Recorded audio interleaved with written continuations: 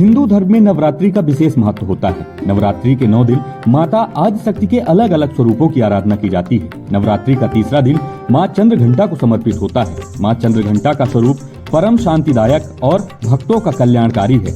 इनके मस्तक में अर्धचंद्राकार की आकृति होने के कारण इन्हें चंद्रघंटा कहा जाता है। सिंह में सवार माँ चंद्रघंटा 10 भुजाओं वाली हैं, जो सदैव युद्ध मुद्रा में अभिमुख होती हैं और सदैव भक्तों के कष्टों का निवारण करती हैं।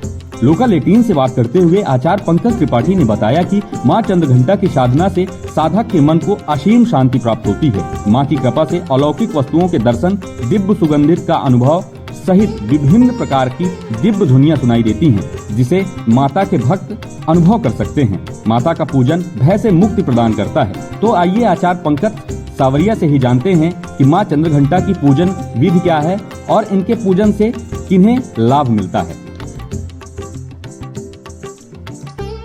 जय श्री राम, जय श्री कृष्ण। मैं पंकज सावरिया। आप सब देख रहे हैं इस समय नवरात्रि का पर्व चल रहा है और नवरात्रि में तृतीय दिवस चंद्रघंटा माता कहलाती हैं।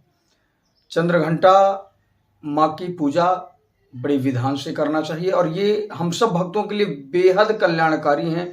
माँ का स्वरूप तो सभी माँ के स्वरूप जो है वो कल्याणकारी होते हैं, लेकिन माँ चंद्रघंटा का विशेषता, क्योंकि हम सबके जीवन में कोई ना कोई कष्ट बना हुआ होता है, तो उन कष्टों को दूर करने के लिए माँ चंद्रघंटा की उपासना बहुत ही प्रमुख होती है। माँ चंद्रघंटा हमारे कष्टों को हरण करने वाली है, भय को दूर करने वाली है। और माँ चंद्रघंटा का जो स्वरूप है वो युद्ध स्वरूप होता है।